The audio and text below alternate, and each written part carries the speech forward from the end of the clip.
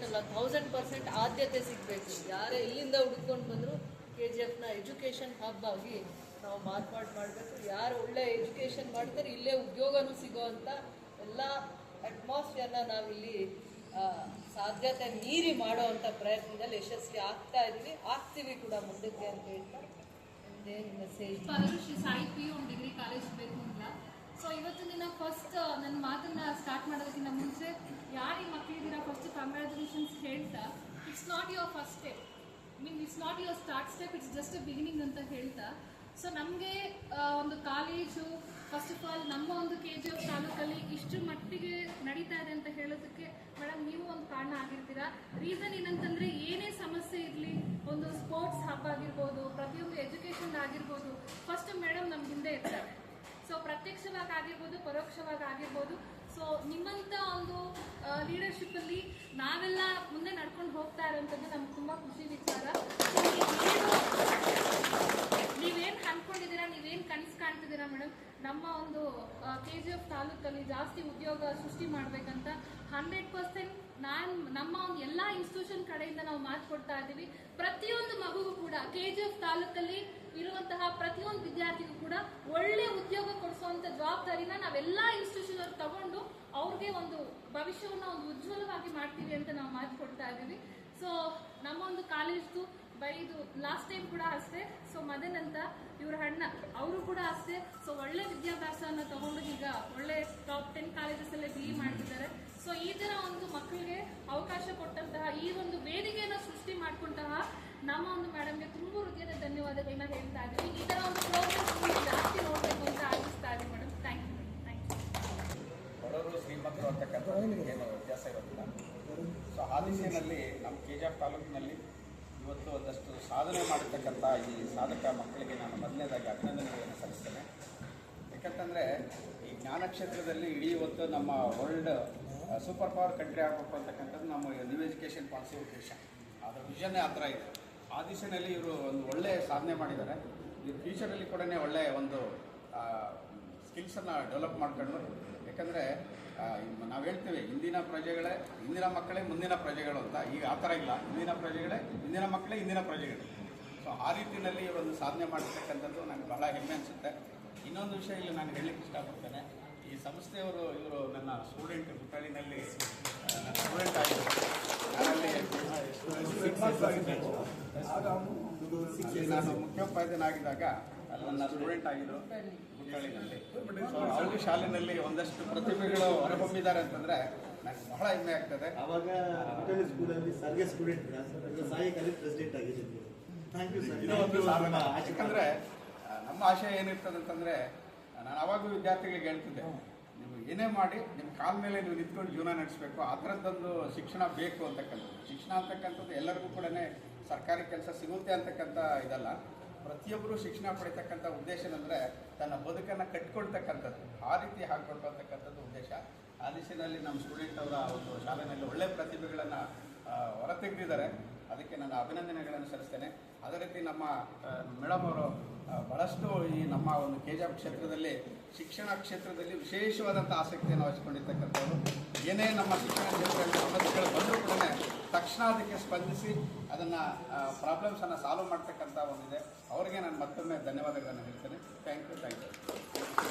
ನಮ್ಮನ್ನು ತಪಸ್ಸಂದರೆ ವಿದ್ಯೆ ಬೇಗ ಒಲಿಯಲ್ಲ, ವಿದ್ಯೆ ಮಾತ್ರ ಬೇಗ ಒಲಿಯಲ್ಲ. ಅದು ಪರಿಶ್ರಮದ ಜೊತೆ ನಮಗೆ ಆಸಕ್ತಿ ಇದ್ದಾಗ ಮಾತ್ರ ಆ ಪರಿಶ್ರಮ, ಪ್ರತಿದಿನ ಪರಿಶ್ರಮ, ಅಭ್ಯಾಸ, ಪರಿಶ್ರಮ, ಆಸಕ್ತಿ ಮೂರು ಮುಖ್ಯ.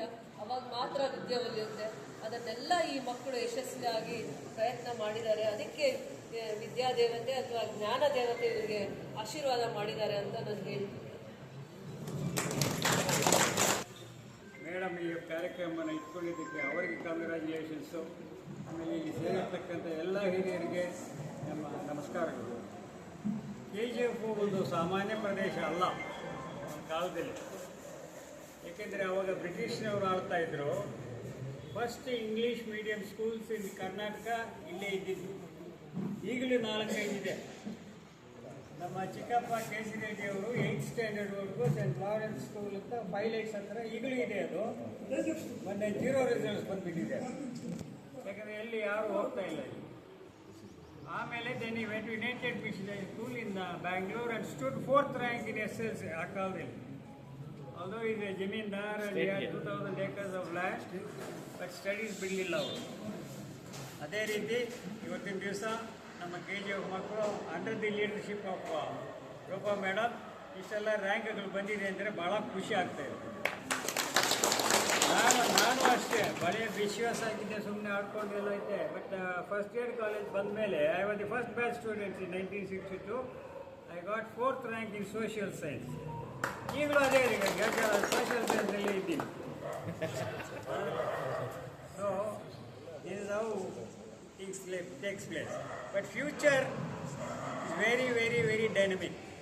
Dr. Aurobindo has said, education is the manifesto of already in man. ನೀವು ಓದದೇ ಇದ್ರೂ ದೇವರು ತುಂಬ್ತಾನಂತೆ ತಲೆಯಲ್ಲಿ ನಾಲೆಡ್ಜ್ನ. ಈಗ ಎಷ್ಟೋ ಜನ ಹಳ್ಳಿ ಕಡೆ ನೀವು ಬನ್ರಿ, ಇಲ್ಲ ಸಂತೆ ಕಡೆ ಒಳಗಡೆ ಟವಲ್ ಹಾಕ್ಕೊಂಡ್ಬಿಟ್ಟು ಒಳಗಡೆನೆ ಕಂಪ್ಯೂಟರ್ನಲ್ಲಿ ವ್ಯಾಪಾರ ಮಾಡಿಬಿಡ್ತಾರೆ. ಕುರಿನ ಮೇಕೆಗಳನ್ನ ಮೋರ್ ದೆನ್ ಕಂಪ್ಯೂಟರ್. ಇವ್ ನಾಟ್ ನೋ ಪಕ್ಕದಲ್ಲಿ ಇರೋನು ಗೊತ್ತಾಗಲ್ಲ. ಅವನೆತ್ತು ಇವನು ಮಾರ್ಕೊತಾರೆ, ಇವನೆತ್ತು ಅವ್ನು ಮಾರ್ಕೊಂಡು ಹೋಗ್ತಾ ಇರ್ತಾರೆ. That's how it was. They were not educated, they were illiterate, still they had that brain. But ಈಗ ಎಲ್ಲ ಸೈಂಟಿಫಿಕ್ ಬಂದಿದೆ, ಕಂಪ್ಯೂಟರ್ ಬಂದಿದೆ, ಮೊಬೈಲ್ ಬಂದಿದೆ. Next what happens you know, ಈ A1 ಬಂದುಬಿಟ್ರೆ even the doctor says he diagnose this heart, he says you are doing wrong, this is not the heart, his disease is this. ಆ ಲೆವೆಲ್ಗೆ ಹೋಗ್ತಾ ಇದೆ sir education. ಅದಕ್ಕೋಸ್ಕರ ನಮ್ಮ parents ಮುಖ್ಯವಾಗಿ congratulation ಏನಕ್ಕೆ ಹೇಳ್ಬೇಕಂದ್ರೆ, ಪಾಪ ಅವ್ರು ಓದಿರಲ್ಲ, ಓದದೇ ಇದ್ರೂ ಅವ್ರ ಮಕ್ಕಳನ್ನ ಗುರಿ ಮುಟ್ಟಿಸಿ ಈ ರ್ಯಾಂಕ್ ತಂದಿದ್ದಾರೆ. ಇದನ್ನು ಮುಂದೆ ಬೆಳೆಸ್ಕೊಂಡು ಹೋಗ್ಬೇಕಾಗಿರೋದು ಇವರು ಒಂದು ಕರ್ತವ್ಯ, ಇವರು ಒಂದು ಇದು ತಂದೆ ತಾಯಿ ಎಷ್ಟು ಕಷ್ಟಪಟ್ಟು ನಮ್ಗೆ ಮಾಡಿದ್ದಾರೆ, ನಾವು ಅವ್ರಿಗೆ ತಿರ್ಗಾ ಏನಾದರೂ ಮಾಡಬೇಕು ಅಂಥೇಳಿ ಇದು ನೆನೆಸ್ಕೋಬೇಕು. ಆಮೇಲೆ ಇನ್ನೊಂದು ಭಾಳ ಇಂಪಾರ್ಟೆಂಟು, ನಾವೆಲ್ಲ ಐ ಆಮ್ 82 ನಾವು. ಇವತ್ತಿಗೇನು ಯಾವ ಪ್ರಾಬ್ಲಮ್ ಇಲ್ಲ, ಹಾರ್ಟ್ ಪ್ರಾಬ್ಲಮ್ ಇಲ್ಲ, ಏನೂ ಬಂದಿಲ್ಲ. ಮೇಡಮ್ ಜೊತೆಯಲ್ಲಿ ಓಡಾಡ್ತಾ ಇದ್ದೀನಿ. Why? Because we gave some attention to the physical side. Rank ಇದ್ರೂ ಫಿಸಿಕಲ್ ಸೈಡ್ ಭಾಳ ನೆಗ್ಲೆಕ್ಟ್ ಮಾಡ್ತಾ ಇದೆ. ಒಂದು ಆಟ ಆಡಲ್ಲ, ಒಂದು ಓಟ ಇಲ್ಲ, ಒಂದು ಇದಿಲ್ಲ. ಆ ಕಾಲದಲ್ಲಿ KGFನಲ್ಲಿ we had hockey grounds, football grounds, gymkhana grounds, cricket grounds. ಈಗಲೂ ಹಂಗೆ ಇದೆ, ಎಲ್ಲ ನೆಗ್ಲೆಕ್ಟ್ ಆಗಿದೆ. ದಟ್ ವಾಸ್ ದಿ ಸಾಯಂಕಾಲ ಕಾಲೇಜ್ ಬಿಟ್ಟರೆ ಸಾಕು, ನೇರವಾಗಿ go to the football ground, ನೇರವಾಗಿ go to the hockey ground. That's how we develop the physical side. ಇವರು ಅಷ್ಟೇ, ಬರೀ ರ್ಯಾಂಕ್ ತಗೊಂಡ್ರಾಗಲ್ಲ, ಹೆಲ್ತ್ ಕಾಪಾಡ್ಕೋಬೇಕು. ಹೆಲ್ತ್ಗೆ ಮುಖ್ಯ ಫಿಸಿಕಲ್ ಸೈಡ್ ಫಿಟ್ನೆಸ್ ಇದೆ. ಸೊ ಮೇಡಮ್ನ ನಾನು ರಿಕ್ವೆಸ್ಟ್ ಮಾಡೋದು, ಆದಷ್ಟು ಸ್ವಲ್ಪ ಸ್ಪೋರ್ಟ್ಸ್ ಕಡೆನೂ ಸ್ವಲ್ಪ ಗಮನ ಕೊಡಿ. ಸ್ಪೋರ್ಟ್ಸ್ಗೆ ಭಾಳ ಸ್ಕೂಲ್ಸ್ನಲ್ಲಿ ಗ್ರೌಂಡೇ ಇಲ್ಲ ಸರ್, ಬರೀ buildings, no play ground, nothing, facility ಇಲ್ಲ, ಆಡೋದು ಇಲ್ಲ ಅವರು. But that is very important. ಹೊಡೆದು ಇದು ಕಷ್ಟ, ರ್ಯಾಂಕ್ ತಗೊಂಡ್ಬಿಟ್ಟು ಡಲ್ಲಾಗಿ ಏನು ಇಲ್ಲಿದ್ರೆ ಹೇಗೆ ಅಂತ. ಸರಿ, she so weak, is not 4th rank. ಎಷ್ಟು ವೀಕು? ನಾವು SLCನಲ್ಲೇ ಶಾರ್ಟ್ ಪುಟ್ ಹಾಕೋದು, ಇನ್ನೊಂದು ಹಾಕೋದು, ಬಿಸಿ ಗುಂಡುಗಳು ಎತ್ಕೊಳ್ಳೋದು. ಆಲ್ ದಿ ಟೈಮ್ ಇವರು on the walls only, roof walls, not underground. So that's how it is. Physical side ಸ್ವಲ್ಪ ಪೇರೆಂಟ್ಸು ಮಕ್ಕಳನ್ನ ಸ್ವಲ್ಪ ಇದು ಮಾಡಿಸ್ಬೇಕು. ಮೇಡಮ್ನು ಹೇಳ್ತಾ ಇದ್ದೀರಿ, ಸ್ಪೋರ್ಟ್ಸ್ ಕಡೆ ಸ್ವಲ್ಪ ಗಮನ ಕೊಡಿ, ಸ್ಪೋರ್ಟ್ಸ್ಗೆ ಫೆಸಿಲಿಟೀಸ್ ಮಾಡಿಕೊಡಿ ಅಂತ ಕೇಳ್ಕೊತ ಈ ಸಂದರ್ಭದಲ್ಲಿ